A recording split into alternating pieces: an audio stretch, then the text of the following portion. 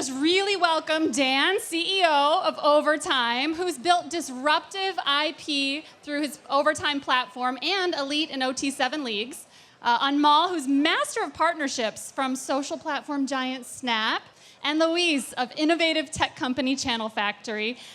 We are so excited to have you here. Welcome to Sport Beach. Gerard Piquet had a last-minute travel issue, but we've got just an amazing group of leaders here truly innovating and rewriting the rules for the next generation of fans. So, pure expressions of fandom have never been so potent. We're in a time when any sports moment can become a meme or more.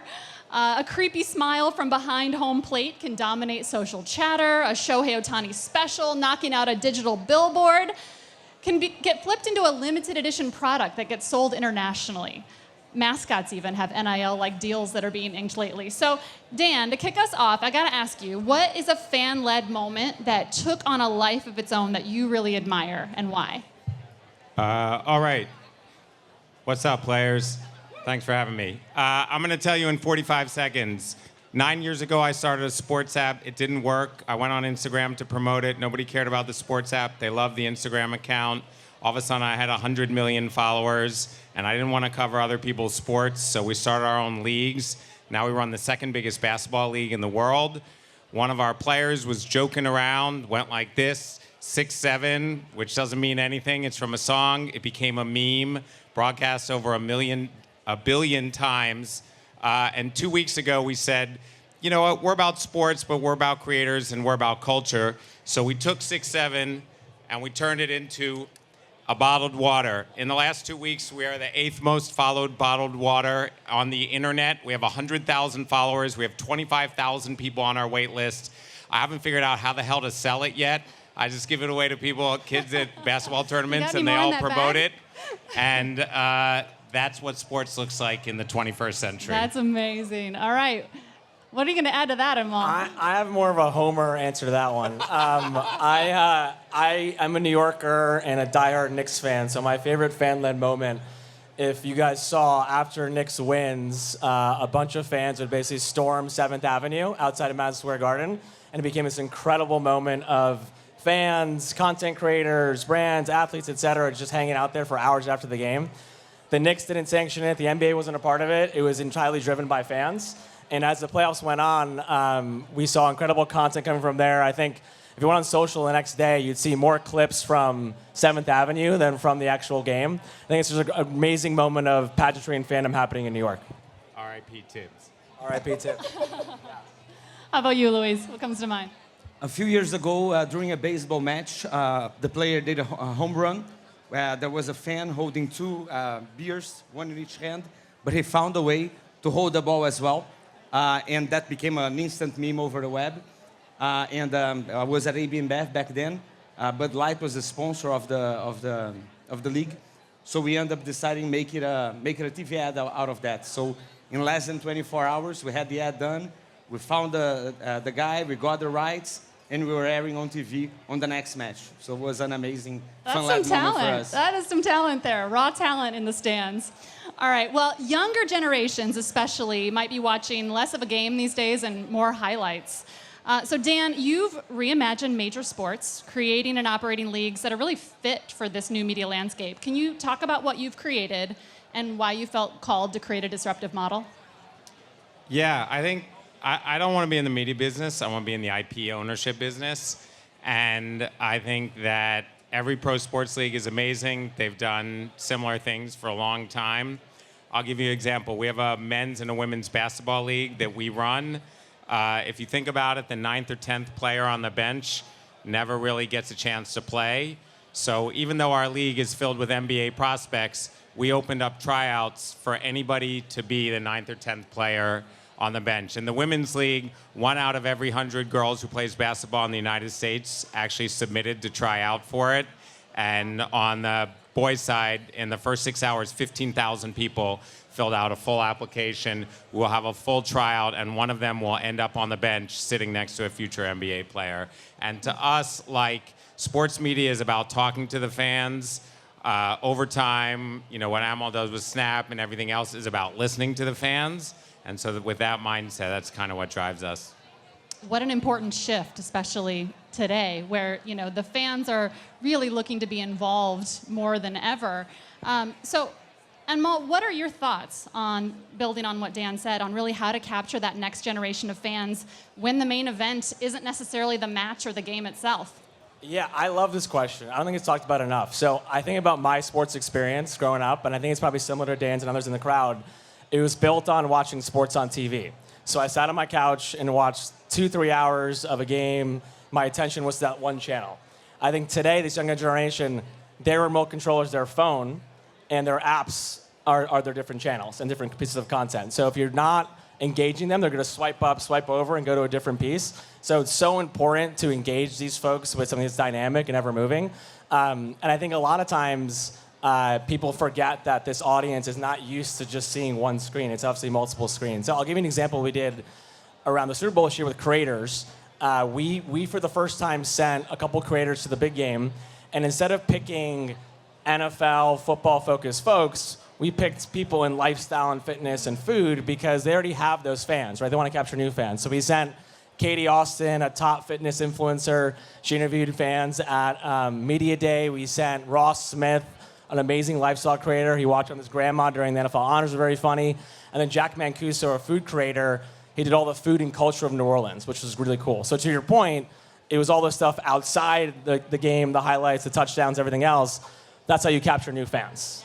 Yeah, that's amazing. Well, capturing new fans, extending it into their audiences and their platforms and their followers as well. So, what about you, Luiz? How are you thinking about engaging the next generation of fans? First of all, I think highlights are an amazing solution for everyone, not only younger generations. I'm a big tennis fan, and I cannot watch during the season the week games, but at night, every night, I can watch the highlights. But more than that, the short formats are rising as an amazing way also for you to see a goal, as a small snap of the moment. So YouTube Shorts, Snap, and Stories.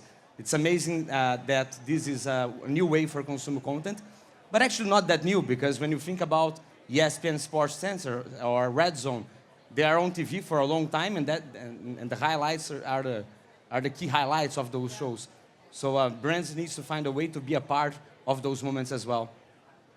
So Dan, it certainly feels like fans can inform now the very blueprint of their favorite sport. Some leagues so hyper-aware of what people are hungering to see, they're really twisting the rules of the games themselves and upping the antes to co-create that fan experience with the diehards. So what strategies, partnerships, and tweaks have you employed to make the experience so magnetic? I would say that in general, people don't really care about young people. Like, we think about young people as what their future potential is. Where are you going to go to college? What job are you going to have? What college are you going to play at? How many stars are you? What ranking? And then where their end game is. And I think if people just flipped it and understood that maybe like a young person is valid at age 16 for what they do right now rather than for their future potential, I think that's what really resonates with young people. And so we do things. We speed up the game, and we have YouTubers who own the teams and everything else like that. But I think the core insight is, if you look at young people as just being valuable for who they are, and you're not trying to rank them or judge them or treat them like cattle or anything else like that, you can achieve a lot of value. And when I was the head of digital at Endeavor, and I built the first digital talent agency for creators, all the guys who did television used to come to me and they'd say, why the fuck does anybody care about a 14-year-old sitting in their bedroom when I represent The Rock and all these other guys? And I would say, I think you just answered the question. You mentioned YouTubers owning the team. Can you talk a little bit about that choice and why it's so important? Yeah, I think that basically you have this idea of a traditional team and an owner who's probably a billionaire. I'd say we probably have a low likelihood of ever being able to own a team, maybe a minor league team. And the fact is that teams are media companies, and YouTubers and Twitch streamers are brands and media creators, and they're the people who are at the front lines of connecting with young people. And so when they've got their own distribution, and all of a sudden you're distributing on Snap and YouTube and all these other channels, and then they're also distributing your content and so forth like that, it really just collapses. And similar to my comment about young people, people think about streaming, and they think about linear, and they think about social, and they think about creators, or they think about famous celebrities. And I think our audience just thinks about shit that they care about, and they don't think about all those things. So if we're able to collapse that and reach them where they are, instead of putting them in buckets, I think it helps drive our success. Well, and I have to imagine the enhanced credibility for the fan, too, to have someone they already know, trust, follow, and engage with. So, Anmol and Luiz, what's standing out to you about how the rules of engagement are evolving? Yeah, I think one thing that's changed pretty drastically, if you think about an athlete 15, 20 years ago, not that long ago, their entire way to talk to fans was through the mic of somebody else, right? It was ESPN holding the mic. It was NBC holding the mic. So when they talked to their fans, it was always through another medium. Whereas today, they have a direct relationship with these folks, as Dan was saying, through social media, through these partnerships and platforms. So they have a whole new way to become their own brand and own their story. There's a lot of benefits to this. There's some costs where NBA players might tweet they want to get traded now, and they can get traded the next day, which is very different. But I think what's changed is now the optionality of content, and it's everywhere, right? So before, you could only see your favorite player if you turn on the TV and watch them speak an interview. Today, you can open up an app and see them talking to their friends, their family, working out, et cetera. And I think that's the biggest adjustment we've seen on social. And now we have a generation of fans, a lot of the folks that Dan's talking to, that grew up in this environment, right? So we had to treat them very differently than how we were treated when we were watching sports. That's great. So when you look out here, we've got brands, we have agencies, we have athletes, all represented here. And the one thing that we all have in common and we all know is so much potential gets set at that point of partnership, right in the beginning. So I'm curious to hear from everyone's different vantage points. What's really at the heart of fostering impactful partnerships and, you know, ones that truly stoke fandoms? I think for us, for all the professional leagues, if they pitch you, they tell you what you can buy, bronze, silver, gold package, player of the game, other stuff like that. I'm fucking hungry, man. I'll sell you what you want to achieve your business goals. If you give me the bag and tell me you want to play every game at 2 a.m., I'll play every game at 2 a.m. So it's actually an unbelievable canvas to interact with all, you know, the next generation audience, the next generation athletes. And I feel like we're not in the sports business, we're in the creativity business. And my goal is to like accomplish our goals and work with our partners. They love our audience because they're first people to get a credit card, first car, first all of those things like that. So like we're always down to party. And that flexibility, I have to imagine, is like the ultimate gift when it comes to fueling that creativity that can be a part of that. What about you, Anmol?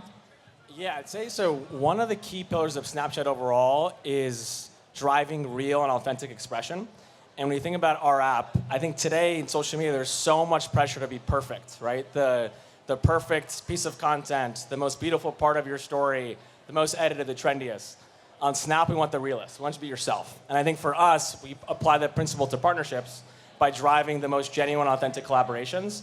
When you do it correctly, I think it actually becomes additive to the experience for fans. So I'll give you a couple examples. You know, my favorite probably brand partnership was with Gatorade in Super Bowl 50. As every sports fan knows, when the winning coach wins a Super Bowl, they get a Gatorade dunk on them by their players after the game. Okay, so we recreated this iconic moment with the Snapchat lens experience, and now you could do this at home and around the world and experience that on your phone, which is really cool. It's used like over 200 million times. So in that moment, we took a brand, we took a fan moment, and we brought it together, and it actually enhanced the experience for fans.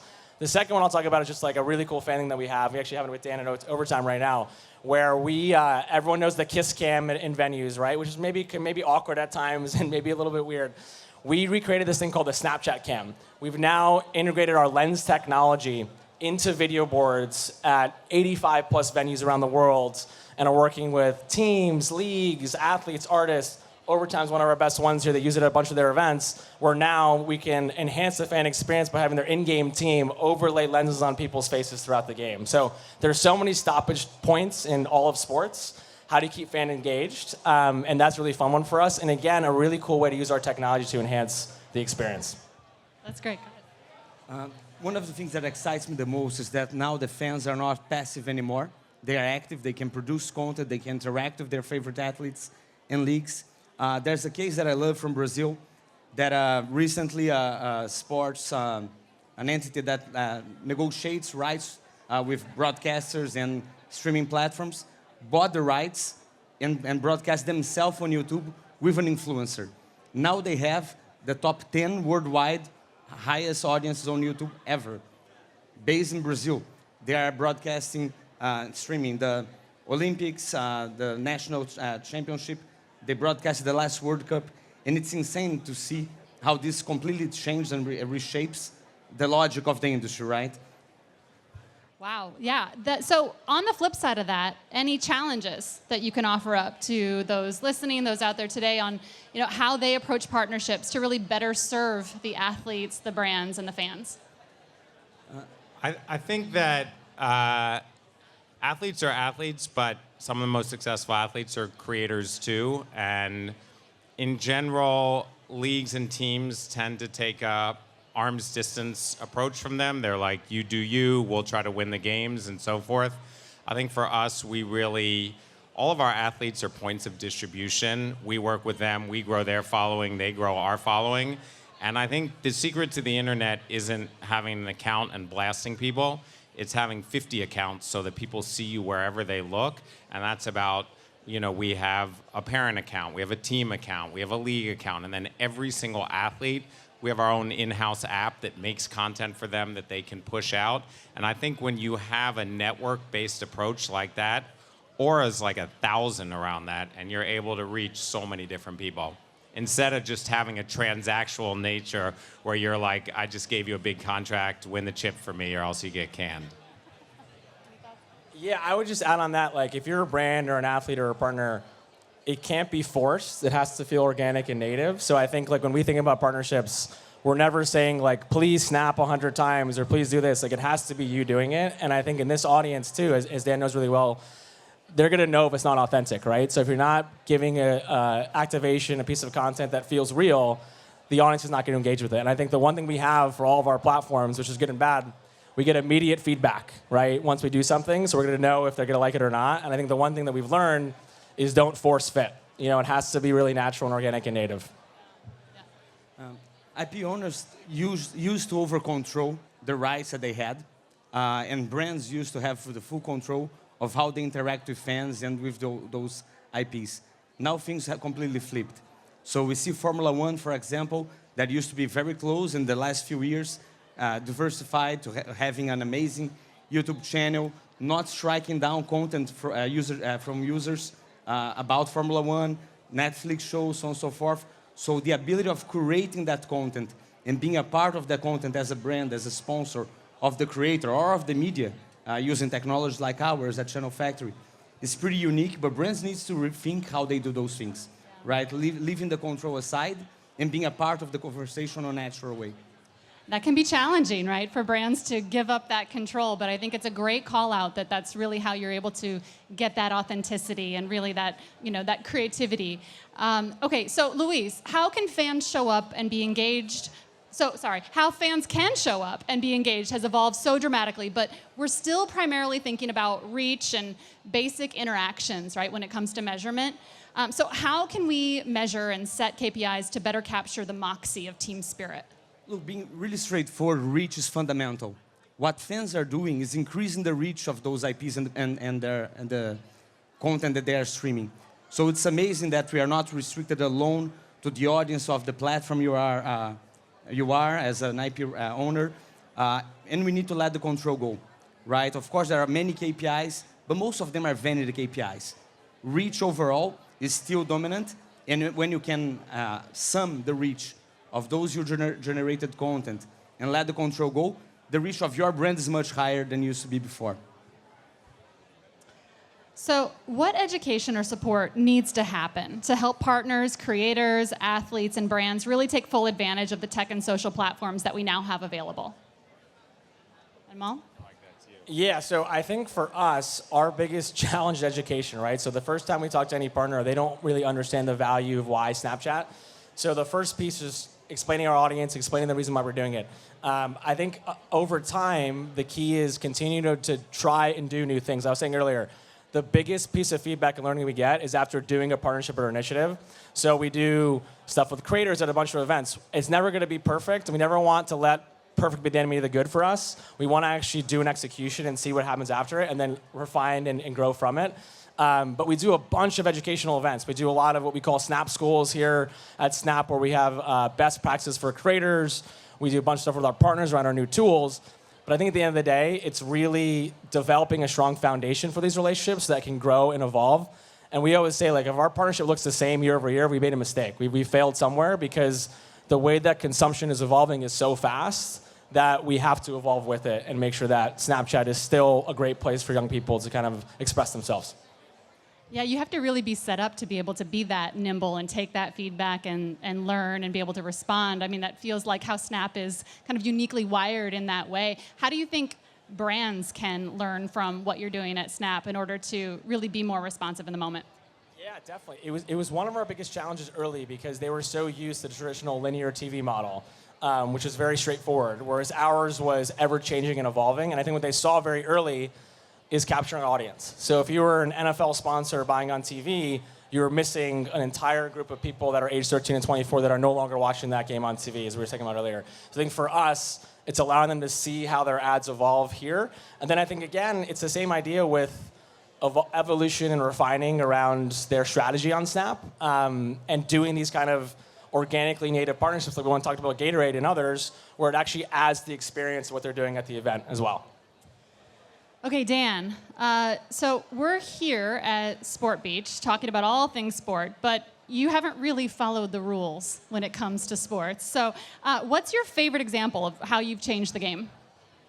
I would say in the next 5 years, Overtime will be the biggest sports platform in the world. You heard it and here. You heard it from me. And it's not because I'm fucking here wearing linen shorts, drinking rosé all day with the rest of you. It's because I'm in the trenches, bro. Like, when we started, we responded to 2 million DMs from fans. Wow. I sent 2 guys in a van for 6 months to see hundreds of thousands of people in high school while they were wearing a shirt with an O. Right now, while we're here, I have people at basketball tournaments all around the United States talking to people. I built my own camera technology. And I think at the end of the day, you can come and you can spend a big bag and you can schmooze and you can make sure you go to the right party. But like, if you don't go to the fans where they are on the court, our biggest show right now is called Lunchbox. Think about every sports show that's on ESPN. Ours takes place inside of urban schools in New York City, where we get in, sit down on a lunchroom table, and talk to kids about sports. I guarantee you nobody from Bristol, Connecticut even knows how to get into that school. And so that's like the ethos of what we do. And I think if you're willing to do the hard work at the grassroots and the bottoms up, you can build a brand. And not that this isn't dope, it's kind of dope, and I'm sweaty, but like, it doesn't happen here. This is like the fruits of the labor, not the labor itself.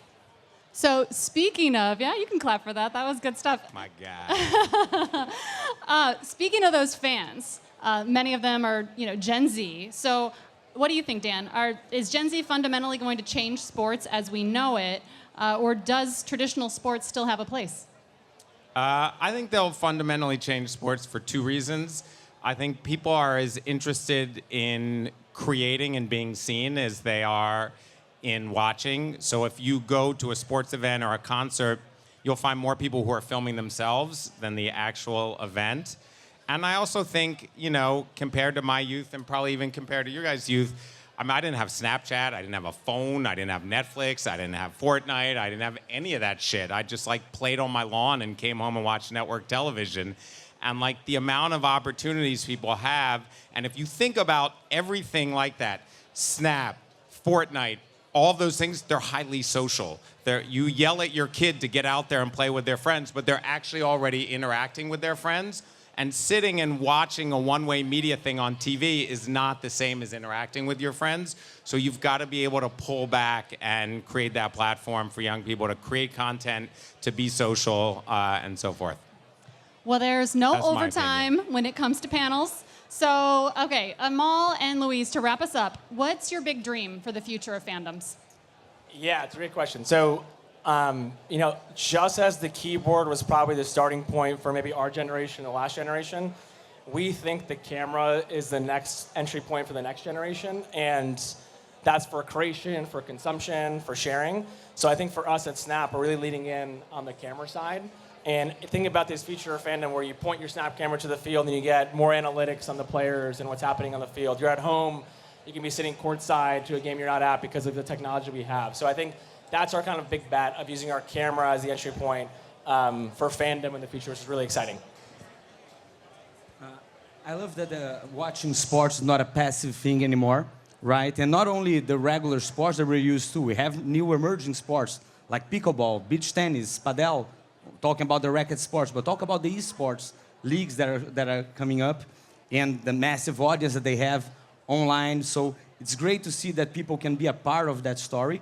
They can become either creators or regular fans that interact with that content, not among themselves and friends anymore, but with the athletes, the leagues. So this is an amazing opportunity for brands to be a part of that story and create the experience that they want to be a part of. Well, you heard it here. The future of sport looks fundamentally different, and the folks up here are leading the way. So thank you for the inspiration, for the great thoughts. Appreciate it. Enjoy your can. Great. Thank you. Thank you.